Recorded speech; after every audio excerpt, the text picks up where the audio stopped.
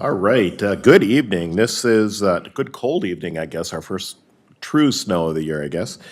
This is the November 20th, 2024 Cottage Grove City Council meeting, which I'm calling to order. The first order of business is the Pledge of Allegiance, so please rise. I pledge allegiance to the flag of the United States of America and to the republic for which it stands, one nation, under God, indivisible, with liberty and justice for all. All right, will the clerk please do the roll? Councilmember Kambata? Here. Councilmember Olson? Here. Councilmember Thede? Here. Councilmember Garza? Here. Mayor Bailey? Here. The next item on our agenda this evening is open forum. This is the opportunity for anybody who wants to speak on something that's not on tonight's agenda. We did have a sign-up sheet out in the entryway, and nobody did sign up. Okay, so you just walked in. So I was just going to say, if anybody in the audience didn't sign up and they want to speak on open forum, they're welcome to go up and limit your time to 3 minutes and just state your name and address for the record.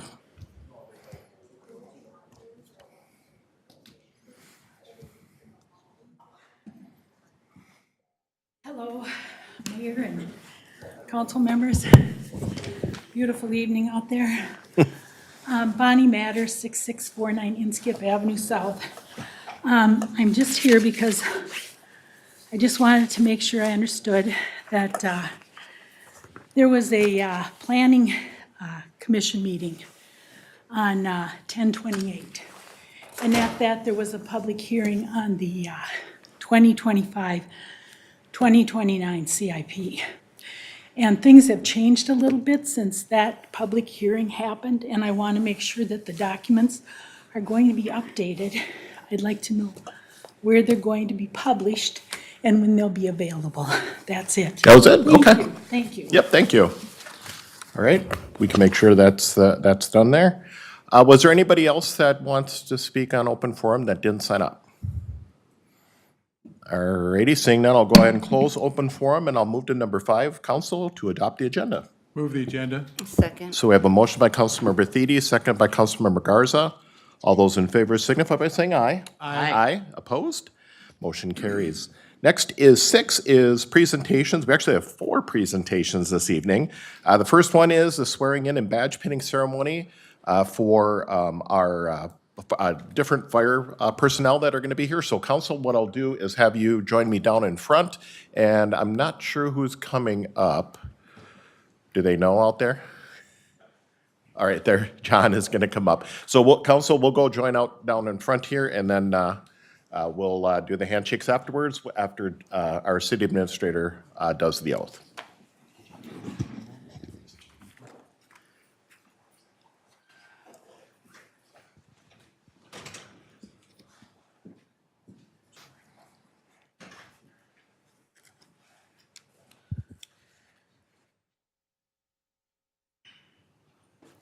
All right. Thank you very much, Mayor and Council, having us here tonight to celebrate a really great tradition of pinning badges for a new firefighter paramedic and a couple of promotions here. So we're going to start with Deputy Chief Peter Fisher. Let me come up.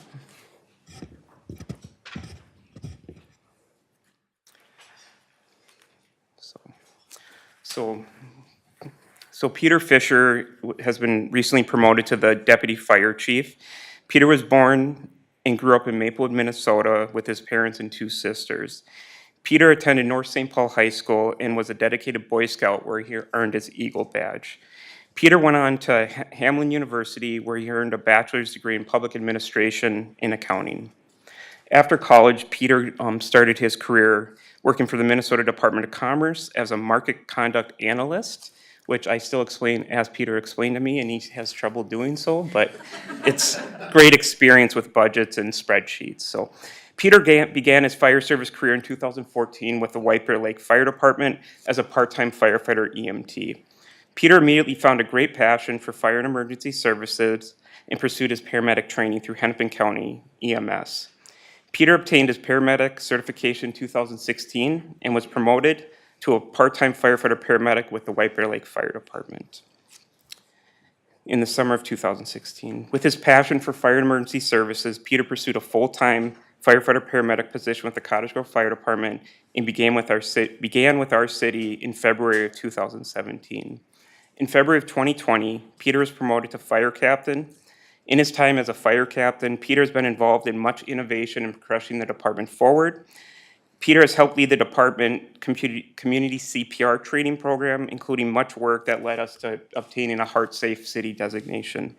Peter was a founding member of the department's live burn training team, and he was intimately involved in improving EMS quality of care, among many other successes. Peter lives in Lake Elmo with his partner Stella and their dog Zara. Peter continues to support scouting and works as an assistant scoutmaster with the troop he got his Eagle from in Maplewood. Peter is truly grateful for the opportunity to serve humanity with love and compassion through the fire service, and he is passionate about giving the highest level of professional service to the citizens of our community and to Cottage Grove. He credits his mom and dad for instilling these values in him from a young age, and both acting as amazing role models. So tonight, Peter's father and mother, Peter Fisher and Chrissy Fisher, will be pinning him tonight, and then his family can come up to his two sisters, Emily and Hannah.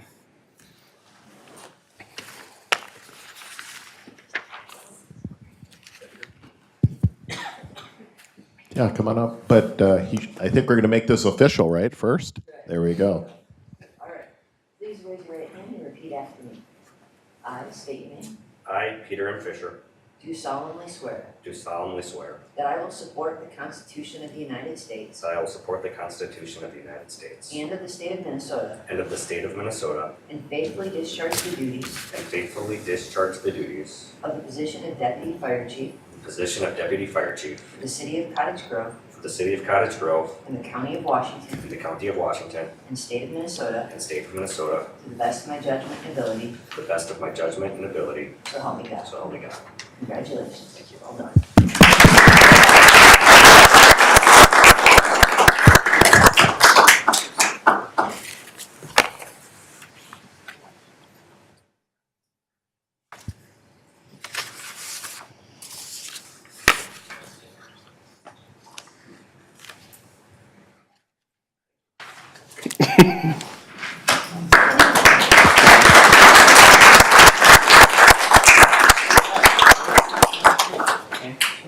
We'll do the handshakes to make it official here. Yeah. Come on over, guys, over. Yeah, Do some pictures. Yep, come on in, come on in. Yep. You need to sign it when we're done? Yep. To truly make it official. Awesome.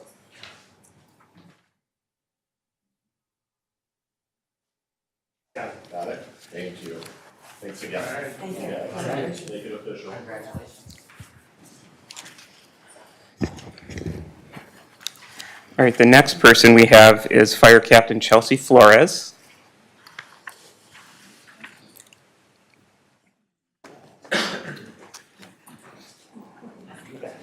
Yeah, so, all right. Okay, so Chelsea grew up in Burnsville, Minnesota with her parents and one sister. Chelsea attended the Academy of Holy Angels High School, where she developed her passion to serve others. After high school, Chelsea earned her bachelor's degree at UW Stout. Then shortly after graduating, Chelsea moved back to Minnesota and bought a house in Cottage Grove. Chelsea enjoys playing basketball, and while playing with what she calls the old guys, which is probably me now at that age, but at the gym, one of the fire captains noticed that Chelsea had a lot of talent and was quite intelligent, and he suggested that she take the St. Paul fire test.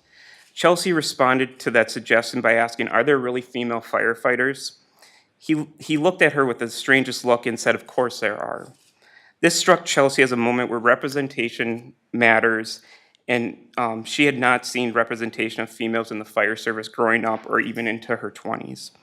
Chelsea came to understand and embrace how important representation is and continues to serve as a proud example of representation and inclusion in the fire service. After learning women could be firefighters, Chelsea sought out a firefighter EMT career, and she began her part-time firefighter EMT position with the Cottage Grove Fire Department. Chelsea fell in love with fire and EMS and went on to pursue her paramedic certification through HCMC, and she planned it incredibly well because she was also pregnant with her first daughter, Maya.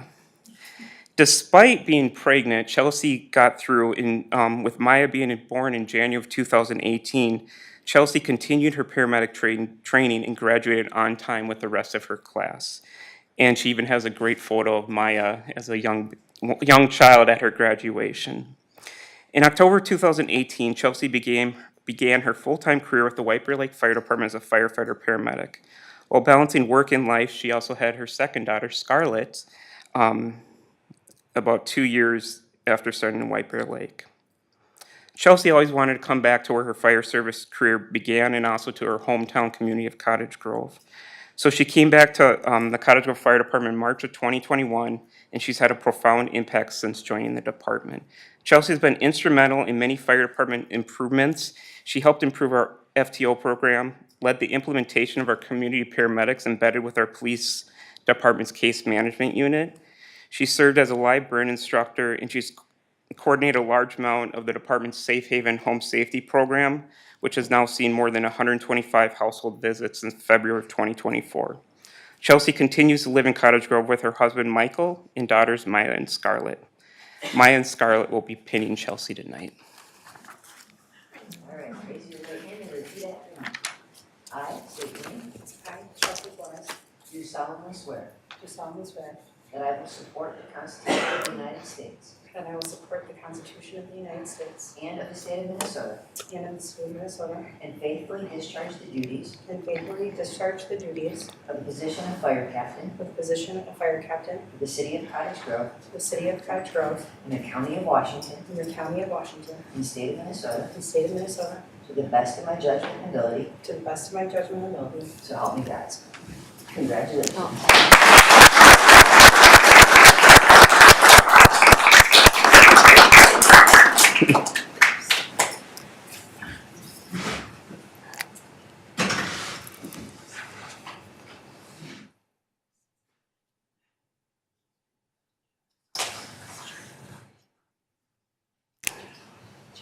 Great job. There you go.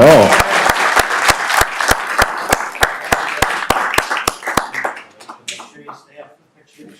Yeah. Yeah. Mike, Yeah.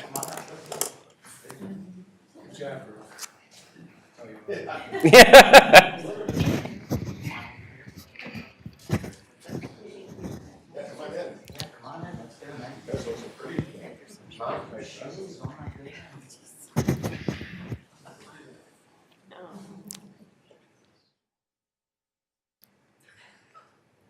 All right.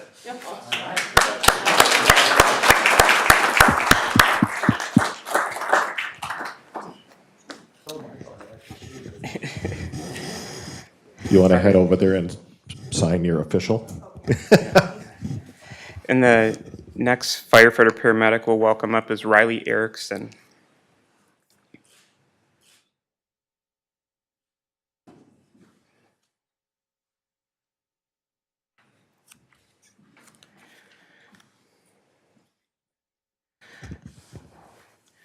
All right, Riley, I've been staring at your hometown for about 3 hours now, and hopefully we'll get at least somewhat close. So, Riley grew up in a small town in Wisconsin called Nakusa. Perfect. This is where he met Emily while they were in high school, and they've been together for approximately 10 years now, and they now live in Minneapolis with their dog June and cat Roscoe. Riley attended Ripon College, where he majored in sociology and criminal justice, and he was also a 4-year letter winner in baseball, and actually he really has a pretty good stat line one of those years. You can actually find on the internet, but he was a talented baseball player. After moving back to Minnesota, he pursued his paramedic training from Hennepin County while his wife attended law school at the U of M. Riley says he had a harder time getting through school than his wife, but you can tell, yeah. So, Riley worked for 2.5 years as a paramedic at Hennepin County, where he was also a water rescue medic and a paramedic student preceptor. Riley is excited to begin a new career at Cottage Grove and get to learn the fire service more thoroughly. Riley has been an astounding addition to our fire department since he started early this spring.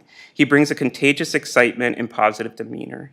In his time on the department, Riley has led efforts to improve EMS care, including implementing an improved evidence-based stroke score to improve the care we provide to patients that may have a stroke, and he's also leading our ultrasound improvement efforts. We are thankful for Riley's great contributions, and we look forward to his great impact on our department. Tonight, Riley's wife, Emily, will be pinning him.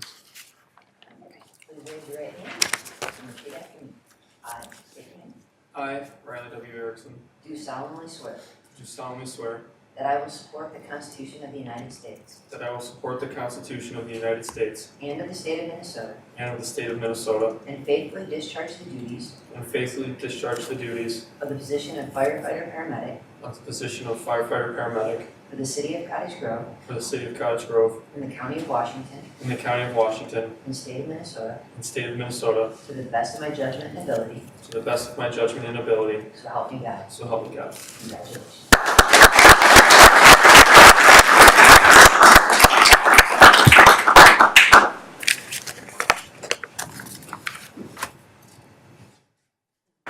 Fantastic, come on over.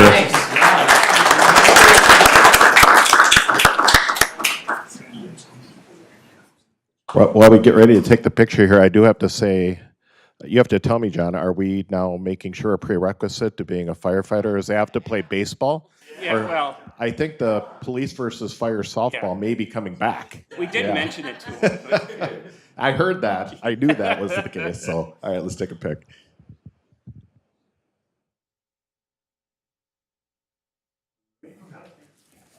Congratulations.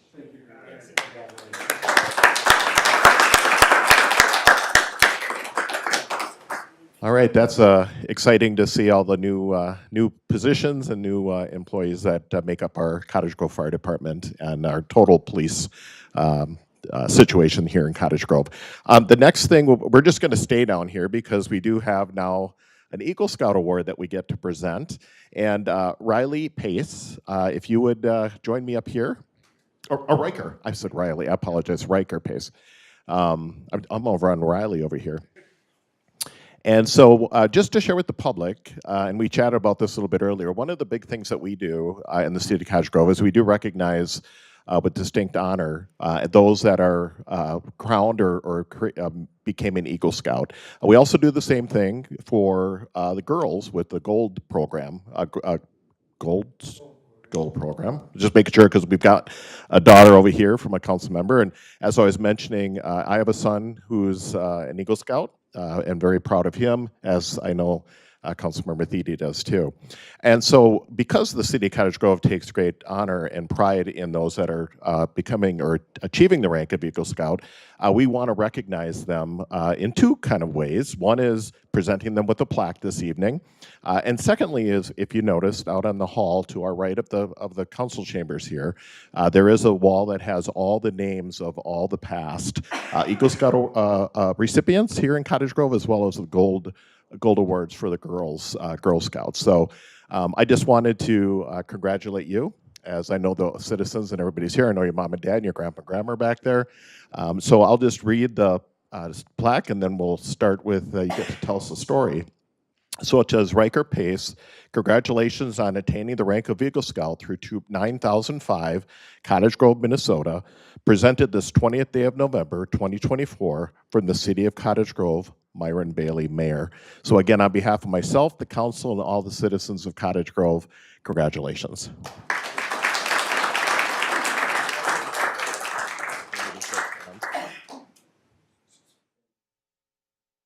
I told you to watch that guy. There was. Secret handshake. Congratulations. Yeah, now we, for those that don't know, to attain the level of Eagle Scout, they usually have to do a project or something, in essence, to give back to the community. So I'm going to hand over the mic to you, and you can share with the public what you did for your special project. So I did my project for the Youth Service Bureau here in Cottage Grove, kind of over by McDonald's. They had a picnic table outside that got crushed by snow when they were plowing their parking lot. Got piled up, got crushed. Can't really use a picnic table that way. So I decided to build 2 picnic tables and put them on a little area. Thank you. On a little area, I forgot how big it was, but I mulched it, put like the black plastic edging around it. I put the 2 tables on it, and yeah, that was my project. Outstanding. Before we do the final picture here, I do want to mention, as I just recently, over this last year, was president of the Youth Service Bureau, and I used to tell Mike Huntley, who is the director, that picnic table needs to go. the one that you're talking about. So the fact that you put two in with mulch underneath is definitely well needed, much needed down in that area. So fantastic. Want to do a picture? All right.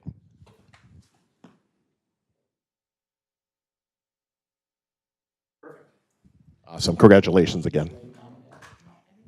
Mom and Dad, do you want to come up for a pic? Let's do it. Yes, and your grandpa and grandma, come on up. Yes.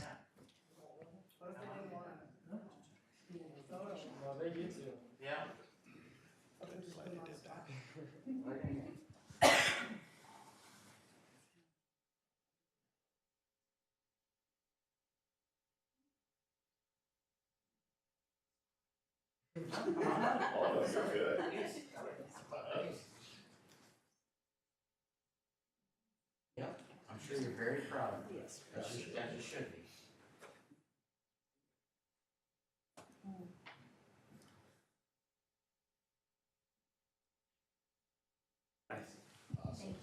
One more round of applause. Thank you. All right, there we go. Thank you.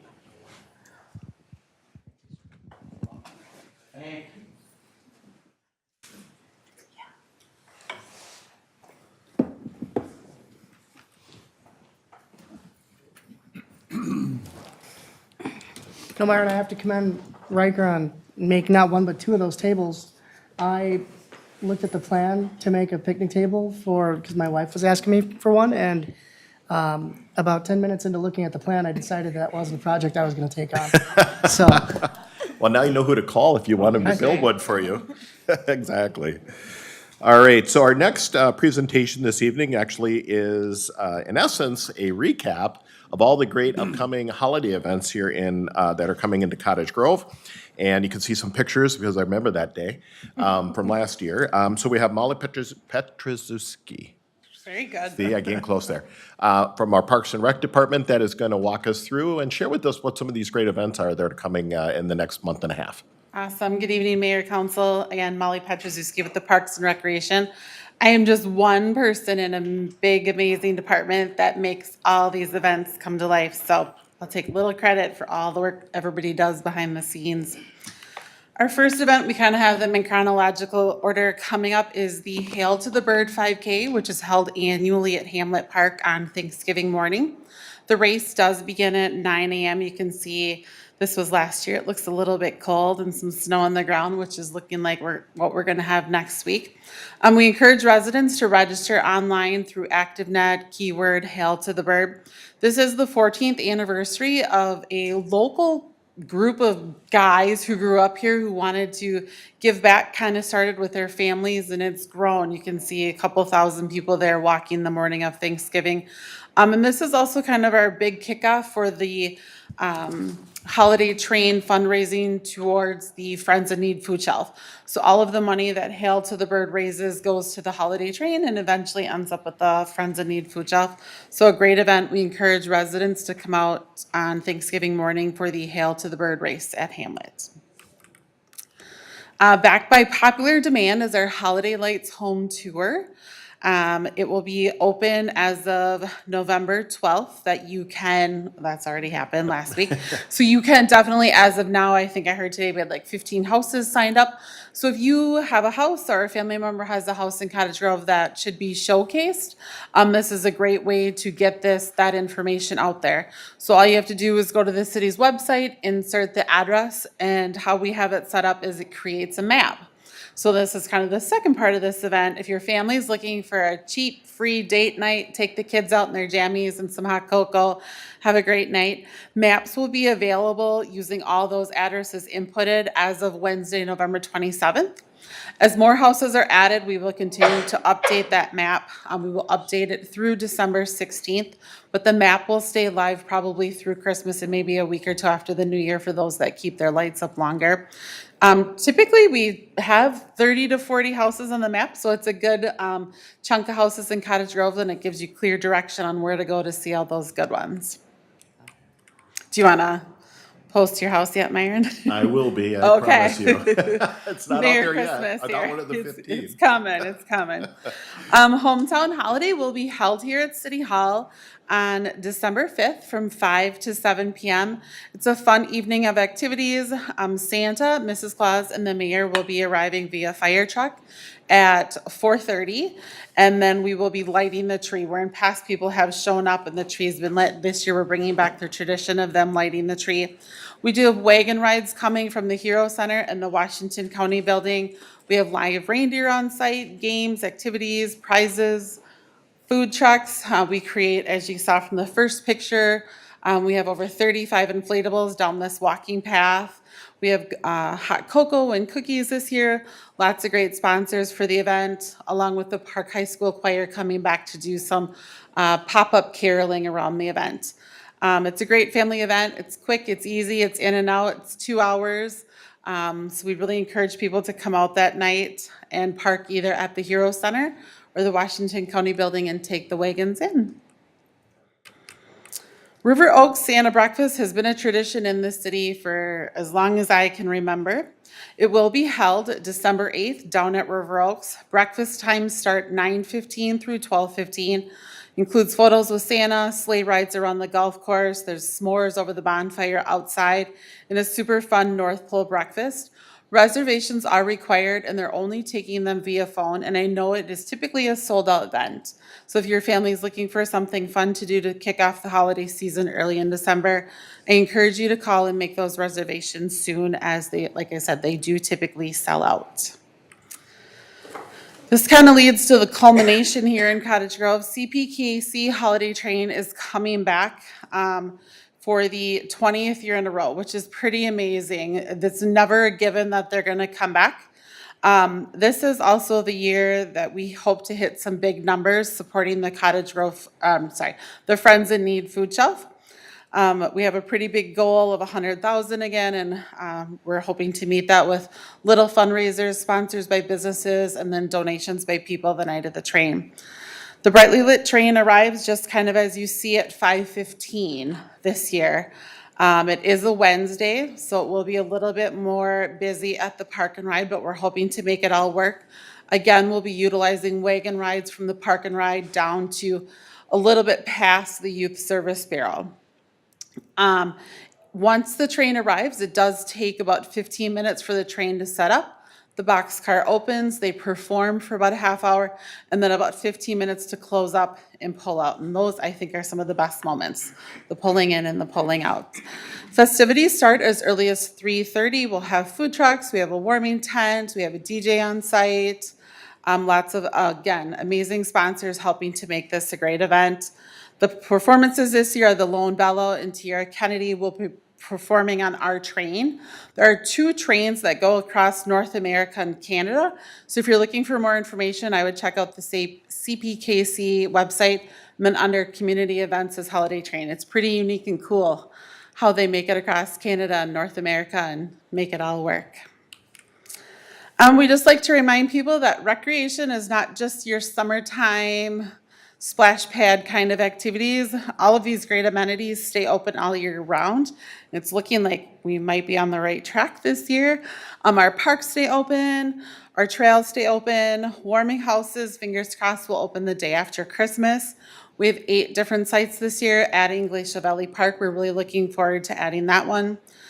Skating rinks, sledding hills, cross-country skiing trails are groomed down at River Oaks Golf Course. And Brad in my department is working on getting the snowshoes out. We have not quite decided yet where they're gonna go. We're still working on some ideas, but we will definitely be posting where those are gonna go. For rental, we use the iPaddle port box. So if you're familiar renting kayaks, it's the same situation. It's just gonna be snowshoes when you open it and not a kayak, and life jackets. Some other festive happenings in Cottage Grove.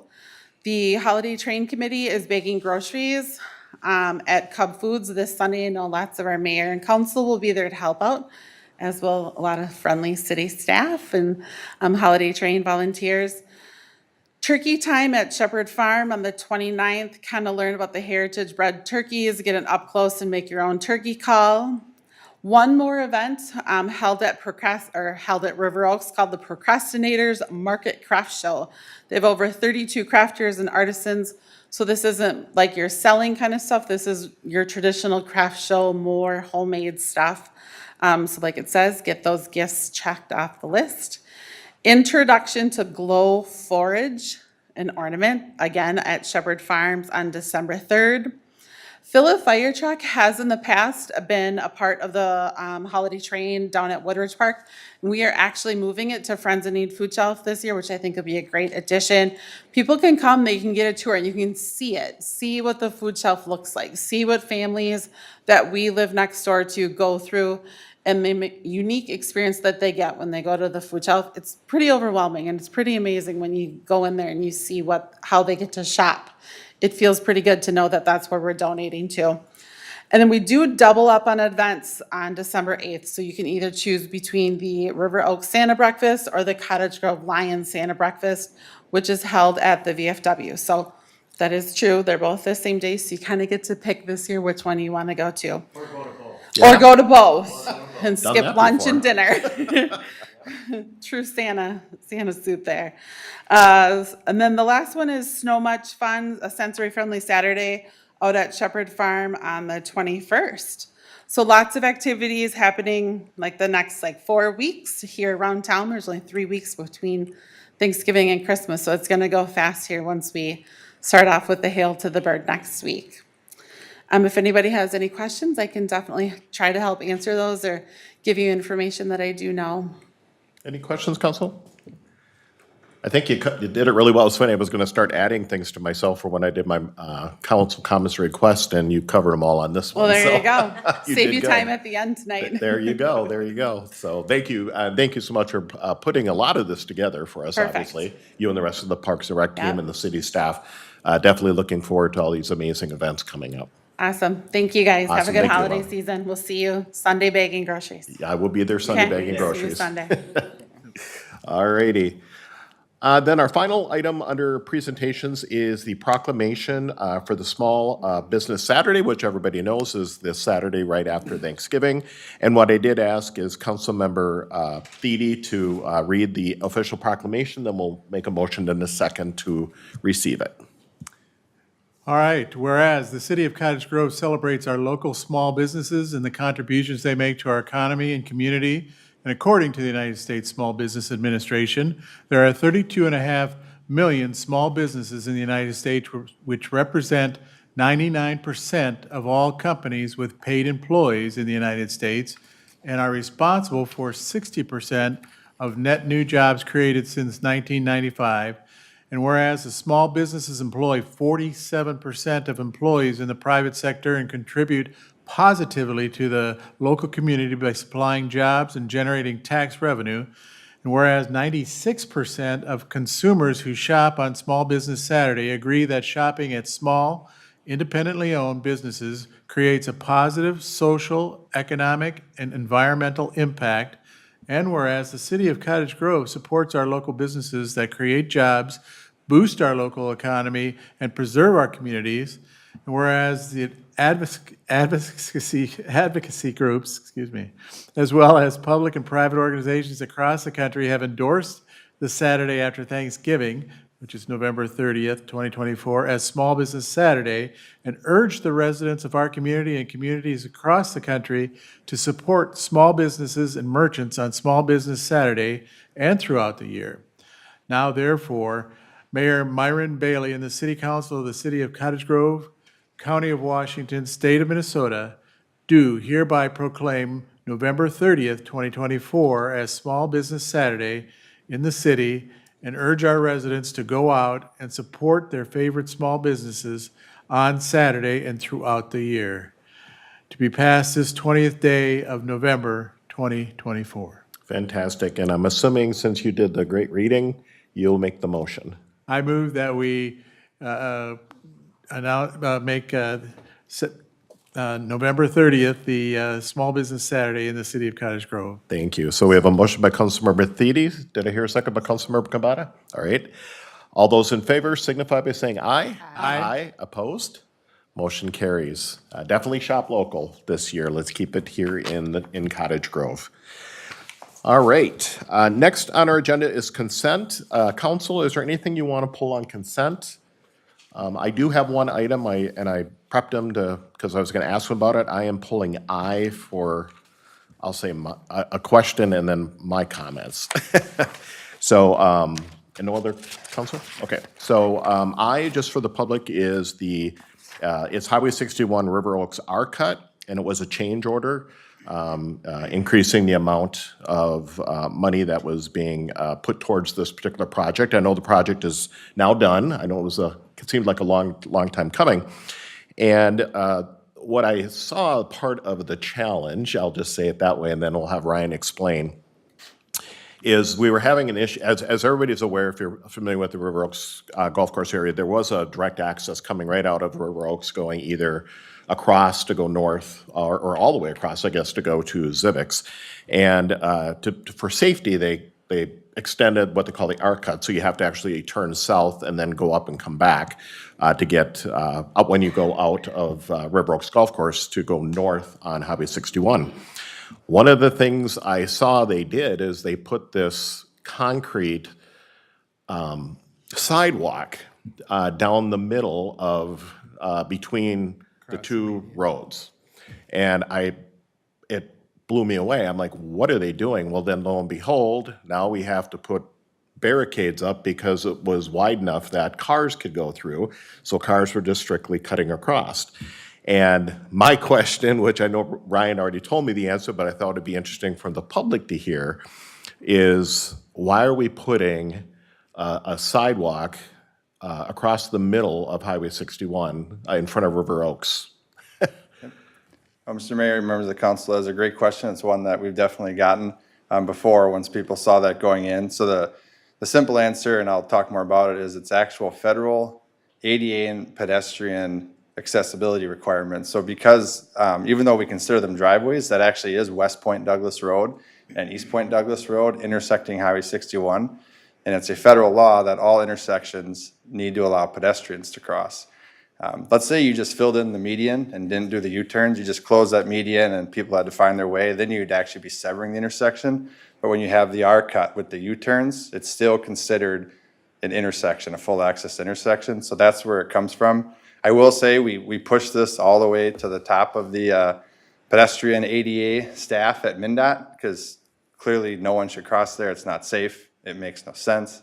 But it's not really about that. It's a hard and fast federal rule that there really was no way around. And actually after that, I've paid attention. Like you drive down Highway 52 going down to Rochester out in the middle of the country, and there's R-cuts and there's a sidewalk cutting through them. Out there, the median's so massive, the sidewalk has to kind of snake through it and a car would never try to navigate it. Well, here it's just such a narrow median.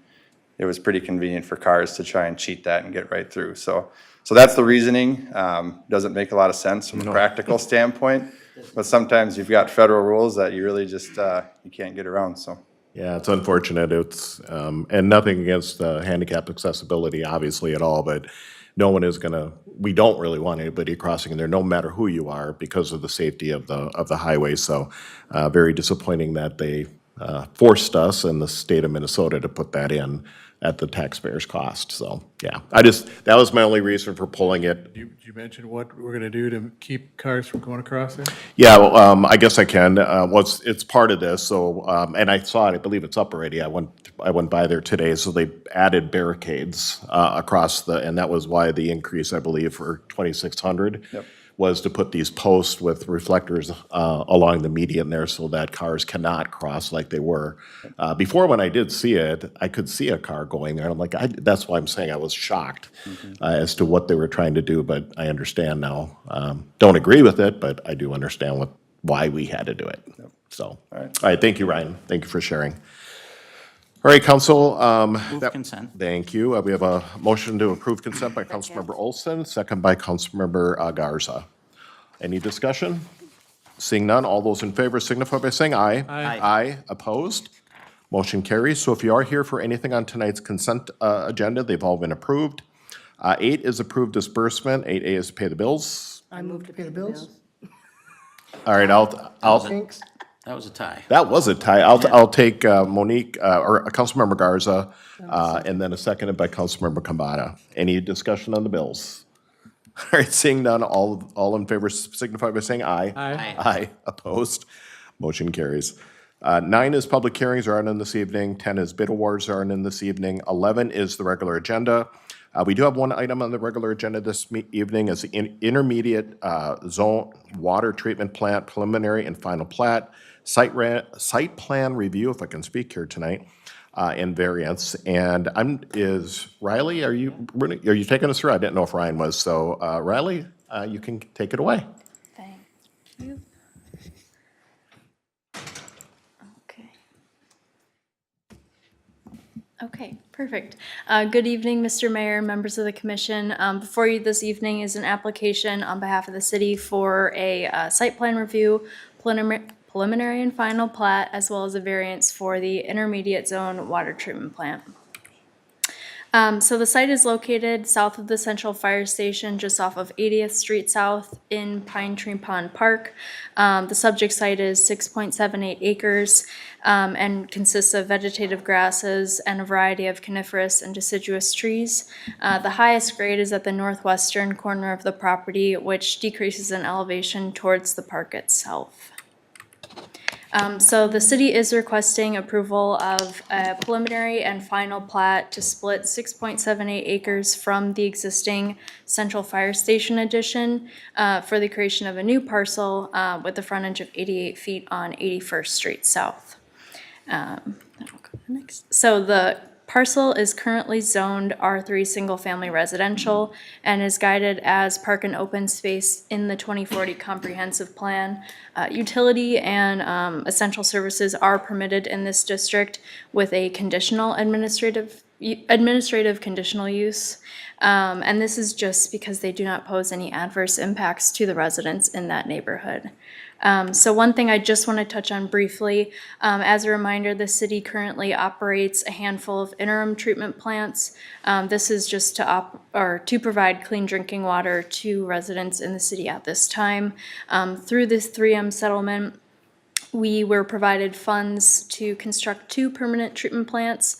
The first, the low zone water treatment plant, is currently under construction, and the second one is before you today. The location of this treatment plant was specifically selected due to the location of existing water main infrastructure, as well as the well locations down there, and both to serve the intermediate pressure and high pressure zones. And then briefly, I wanted to touch on the park as well. So given the treatment plant is proposed on parkland, the 3M settlement funds are compensating the city for the value of that land, that 6.78 acres. The city of Cottage Grove recognizes that the proposal will reduce the parkland on site. So in exchange, compensation from the settlement funds are planned to pay for some of the park improvements that Zach has put forth. So on to the planning items. So the proposed water treatment plant consists of a 58,000 square foot building, as well as a proposed future phase, which would include water softening infrastructure. That's been highlighted on the screen in red. And then that will be detached from the principal structure itself, separated. So the site will have 2 access points, one off 80th Street South, which has been highlighted in blue, and the other off 81st Street, which has been highlighted in green. The 81st Street access will be the primary access for day-to-day operations of vehicle traffic. The 80th Street access will be secondary for construction traffic, and then also for infrequent truck deliveries to the water treatment plant itself.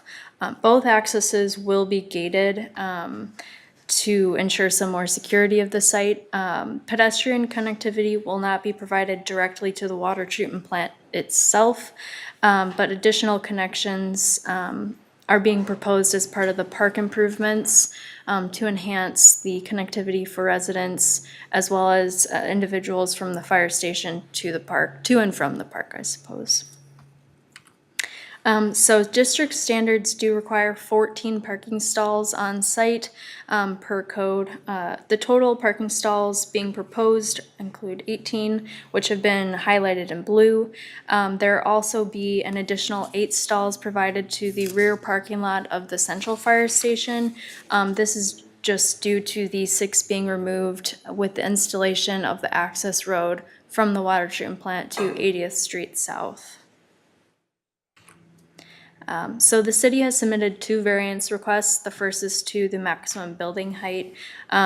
This includes 2 areas of the building which exceed the district standards. The first is the stairwell here, as well as the lamella room and detention tank center section. These are both just over 40 feet in height, while the remainder of the building is 33 feet in height or less. A variance is required for these 2 sections. First, just to provide access between the floors, and then also to provide the needed space for the lamella room and detention tank section. The building footprint of these 2 spaces is pretty small, occupying only 7% of the entire building itself. Additionally, the applicant, the city, has designed the building to sit at roughly the same height as the central fire station by using the existing grade on that area there. The second variance is to the minimum rear property line setback. So the city is proposing a 32-foot setback to the rear property line.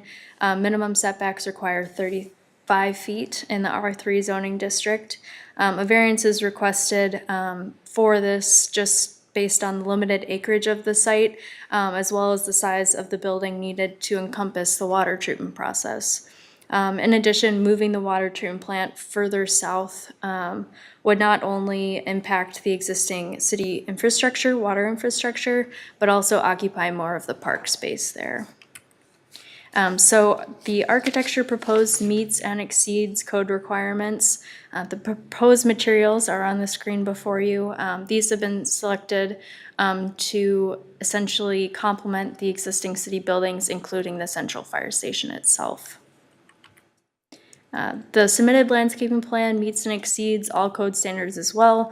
The applicant is proposing 36 overstory trees, 32 coniferous trees, and 108 shrubs. A berm will be installed on the western property line between the homes here and the intermediate water treatment plant. A tree inventory was also conducted and mitigation is required. 10 trees are going to be installed to fulfill those mitigation requirements there. And then here's just an image of what the landscaping berm will look like between the houses in the residential district and the water treatment plant. The lighting meets and exceeds all code standards as well, with a 0.0 foot candle at all neighboring property lines. There are to be included 17 parking lot poles, which will be 30 feet in height, with single heads directed downwards towards the parking lot itself. And then I'm actually going to turn it over to Ryan Burfine to talk about the site operations. Oops, went too far. Thank you. Mayor and council, so Riley covered all the planning aspects really well. I want to touch a little bit on construction, operation, and a little more on what we're doing here. So Riley touched on, why it's going here. Obviously, kind of in a really in a neighborhood in an existing parkland, and like she said, it's all of our 7 wells that we have in this area go right to this location and serve the 2 big ground storage tanks. And it's also where we pump water up to the high pressure zone, as we call it, kind of this area and going up to the border. So water has to enter our system here. And by doing that and using these existing pipes, it's very cost effective. In Woodbury, just different layout, right? They have 22 wells scattered across the city, and they have about $100 million to connect all those wells to a treatment plant, and we will not have anything that significant. Even if we could, which we couldn't, but if we could have built it, let's say out on undeveloped land east of Keats or somewhere out there, you'd probably be looking at $50–60 million to install 6 massive water mains and then bring it right back to this location. So just not a practical approach. But we're very cognizant of that during the design, that we are in a neighborhood. From a construction standpoint, we would be starting, next summer, I would say early summer. We'll take bids in the spring. We're at about 60% design right now overall on the plant, so that's progressing really well. And it is really 3 full summers to get this building operational. There's so much concrete that we have to pour. And, we were looking at getting operational before the summer of '27, but when you have a plant of this size, you really want to get it operational when you have lower water demands. You don't want to bring this thing online and be in the peak of summer with massive water demands. So really fall of 2027 makes the most sense. And with that, 2028 is the kind of the mandate to have all this done from the EPA. So we're still a year ahead of that. And as Riley said, we're providing fully treated water today regardless. And thinking about being in a neighborhood, she talked about setbacks, screening, everything we're trying to do is to minimize the impact to this neighborhood. We have the 2 entrances, so large trucks. That was an issue here. We're kind of fitting this in like a puzzle. If we had all the land we wanted, you'd probably put this on 15 to 20 acres, and we're fitting it onto about 6.5. So we're utilizing that fire department road around the east side of the building. So when we do have larger deliveries in the future, they can drive in off of 81st, drive north and out. We're not turning around. We're not backup beepers, right? That's a very annoying thing to have in a neighborhood. We've been working very closely with the fire department because obviously in all this, we cannot impact fire department operations. So part of this plan will actually be to widen that road to make it wide enough for 2 vehicles that goes around the back of the fire station. And we really want to do that immediately so we can use it for construction access as well. Because the biggest impact this neighborhood would have would be all that construction access for 3 years. So if we can get that off of 80th, not off 81st, that would be a huge improvement. At the start of construction, we'll have to because it's the only way in and out of the site, but then we can move it to that point. And we've been working closely with the fire department leadership team. We've also actually had presentations to the crews as well because this is kind of a new neighbor for them to have this facility here. And then really operationally, once this is done, kind of like the low zone plant, there's not a lot going on. The media that treats the PFAS ion exchange, that probably lasts 4 to 6 years before we have to do a change out. And then we're taking out the iron and manganese. So we take the iron and manganese out of the water more on the west end of the building, and that's like 20 years before we have to change out the media. That's when you'd see some larger semis come in to do that work. Other than that, it's really 1 or 2 public works staff that would be coming in each kind of regular business day during regular business hours just to keep tabs on the plant, make sure it's operating. And everything is enclosed inside, so it's very quiet. It's in terms of having a large building there, it is a good neighbor. We're even trying to work with, like Riley said, the lower elevations and stacking material up on the building, so it's not necessarily always a 33-foot wall. You're seeing maybe some dirt can kind of come up the sides to soften that look a little bit. So like I said, we're being very intentional about reducing that impact as we build this giant facility. And then just to touch on really quickly, we do have in this area 5 temporary treatment plants that are part of that service for our water system to provide the treated water. You can kind of see them highlighted in the red boxes here. Those would be taken offline after this building is complete. As those came through Planning Commission, City Council, they're small, they're metal buildings, they don't meet really any standards, but they're very cost effective in a temporary nature. So those will be being taken down. One of those is an ion exchange facility, so actually the tanks will move into this facility as well. That one was just finished this year. So a little bit of a cost savings there from the temporary treatment plant. And with that, we have the recommendation and happy to stand for any questions. All right, council, any questions at this point? I was just happy again. Do you have a question? I'm sorry. Go ahead, Councilmember Thiede. You're talking about the lights and you've got the berm for the houses to the west. And then you've got houses directly across 81st and actually right by the entrance there too. And you got your 30-foot light poles. I mean, you've got the tanks there. I don't think, there's no real lights associated with the tanks, are there, right now, the water towers? Mr. Mayor, Councilmember Thiede, not really specific for the tanks, but I will say in terms of more of the parking lot lighting, since it is more of a Cobra head like we have out here at City Hall, very much downward directed. I think it's much less light than, the remainder of the neighborhood has kind of our standard kind of globe style light that projects quite a bit of light out. It should be quite a bit less than that. And the building does sit quite a bit lower than those homes that are to the south. So that's going to make a nice kind of natural barrier for them as well. And let's say there has been meetings with the neighbors and such? Yep, that's correct. So we sent our first, actually many years ago, we sent an initial letter about this. We had a letter really specific about the treatment plant in about February of this year. Then there was a neighborhood meeting in October of this year. Only a handful of residents there, and actually most of the questions were about the parks and street lighting. Not lighting here, but street lights that were out in their neighborhood. So, and also at the Planning Commission, I think overall very understanding of the need to have this facility in our city and kind of appreciative of the efforts we're going to make it as low impact as we can. All right, great, thanks. Yeah, the only other comment I was going to mention is I noticed on the map, and we've been, you were great, staff was great with putting this on there in the event that we, in the future, want to add water softening, that there is in both this site as well as the current facility that we're building off of 100th and Ideal down that way, would have the ability to expand or add water softening to that. Yep. So, cool. Oh, Councilmember Kambata. I just wanted to One more thing. touch really quickly on the variance for the height of the building.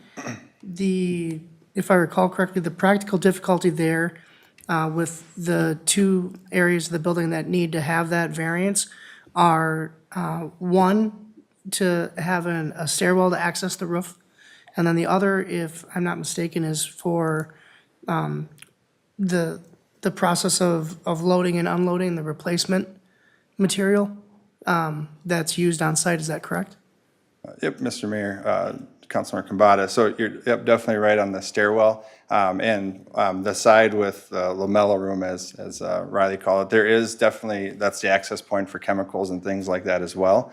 So there is going to be having that operation happening. One other reason is, I won't get into the details of it, but there's kind of a flow, gravity flow through the plant with this iron and manganese removal, and that has to be at the highest point as well. So that's situated in that room, which kind of requires that height above the rest of the facility. Thank you. Okay, Councilmember Thiede. One other thing that I kind of looked at in remembering when the central fire station was built, there was discussion about planning that if we had expansion, we'd go to the east with more garage space, and looking at this doesn't seem to affect that at all. Is that correct? Yep, that's correct, Mr. Mayor, Councilmember Thiede. So that area just east of the fire station, between that and that loop road, that was the area earmarked for that expansion. And the loop road, as I call it, was really placed in the permanent location, so we would not impact that. Great, okay. All right, any other questions, Council? All right, so I don't know if you want to, there we go. We have two recommendations that are before us that need a motion in a second. Councilmember Kambata? I move to adopt Resolution 2024-159, approving the preliminary and final plat to be called Pine Tree Pond Addition. All right, so I have a motion by Councilmember Kambata, second by Councilmember Thiede. Any further discussions? Seeing none, all those in favor signify by saying aye. Aye. Aye, opposed? Motion carries, and then who would like to do number two? I'll take it.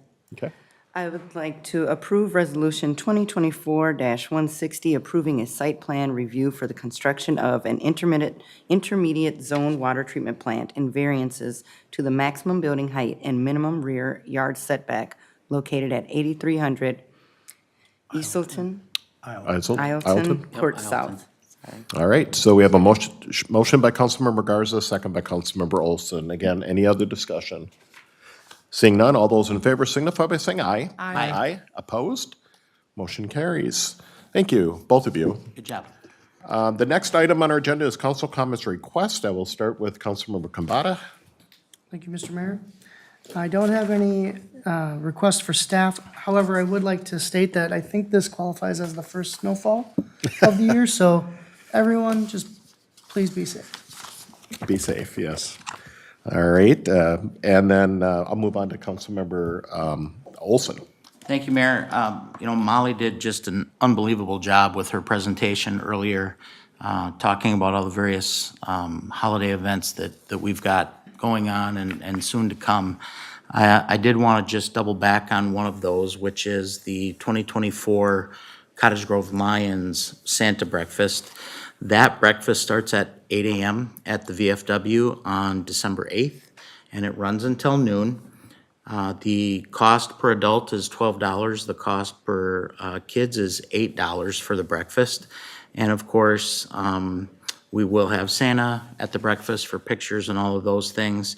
So do what I plan to do, which is get there early, get a great breakfast, sit on Santa's lap, and then head over to River Oaks to repeat. I think that's the way to do it that day. I also wanted to just, compliment the Public Works team. I know they've been working super hard on getting all the streets swept before the snow started to fall. And in fact, I think they were in my neighborhood this morning when it was nice enough outside to be able to get the street sweeping done. I know that they've been very hard at work getting prepared for the winter season. And let's not forget, they're continuing to work on mitigating the damage that was caused by the severe storms we had here a couple of months back, including tree removal and all those sorts of things. There's tree trimming going on. So I know a lot of those folks are putting in extra time, and I just wanted to say thank you for that. And then the other thing that I just wanted to talk about real quick is our Cottage Grove area Beyond the Yellow Ribbon team, which actually services two areas, and one of those is our Cottage Grove Armory, and the other is we also cover Hastings. So we have the Hastings Armory as well. We are once again partnering this year with the Cottage Grove Lions Club on making sure that none of our military families or veterans go without this Christmas. And the Cottage Grove Lions have been tremendous partners for the last 5 years. We show up at Target in mass. This year is the 14th of December. We start at 9 o'clock. We hand out the lists of all the families who need support, and we just go to town. And it's a really fun day. It's a busy day. We take all of the gifts back to the VFW, and then we wrap those and make sure that we're all set to deliver.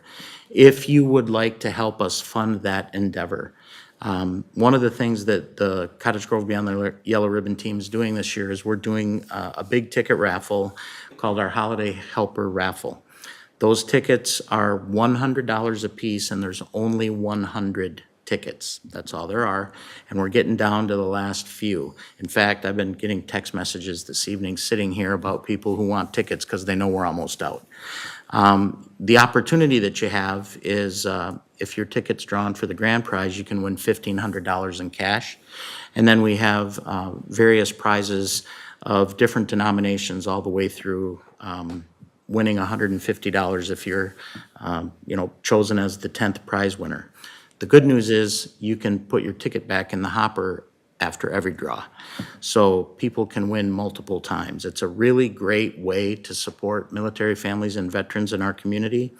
If you're interested in that, again, tickets are running pretty fast, so we've only got a few left, but you can reach out to me. You can also reach out to Sergeant Pat Nickel, who is our incoming president for Cottage Grove Beyond the Yellow Ribbon, and Pat works in the Cottage Grove Police Department.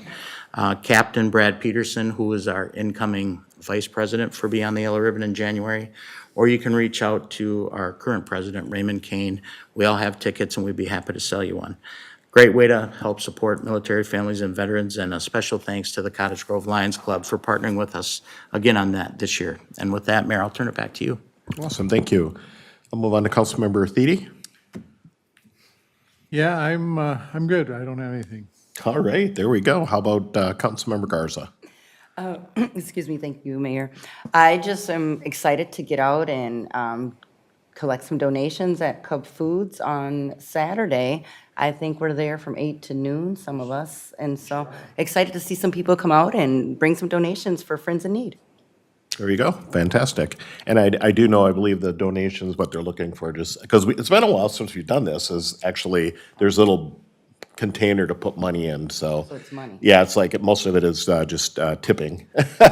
Now, we don't get the tip, but the No. tip obviously goes to Friends the, in need. yeah. Yep, there it you all go. goes to Friends in Need. but Yeah, it's believe me, the way I put stuff in bags there. Yeah. Yeah, Do exactly. your Thanksgiving shopping at Cub this weekend and come Well, see us. And sold out, was that it for you? Yes. So what's funny is I have seen a variety of different people on social media that have been putting out different dates for bagging groceries. And so I will, from my grandson literally just a little bit ago, must be watching or something, because he said, Grandpa, don't forget to tell them that on Friday from 4 to 7 of this week, so on November 22nd, the Squirt B2 hockey team is going to be bagging groceries at Hy-Vee. So you can go. I think we have the coach in the room, don't we? Yes, he is. He's in the Yeah. back there. So Yeah. he's out here sending me, yep, Yep, yeah, there he exactly. goes.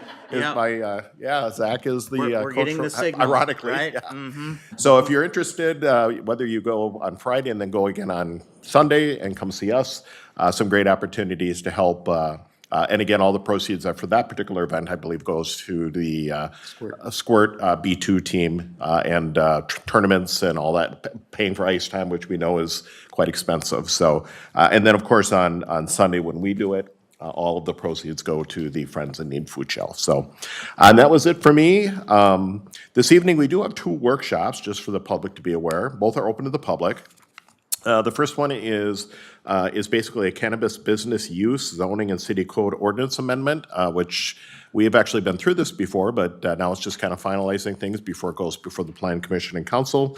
And our city attorney will be talking to us about that. And then the second thing is just I'll call kind of our final review of budgets for 2025. For the tax levy and budget workshop, and our staff is going to give us all an update on kind of where we're sitting right now from that standpoint, and some of the things that we had asked, if possible, to have quote unquote added, if you can, to the budget without raising. Obviously, we can't raise the tax. So with that, and then there is no workshops closed, and then we'll adjourn in the training room. So everybody have a great Thanksgiving next week, and we'll see you in December.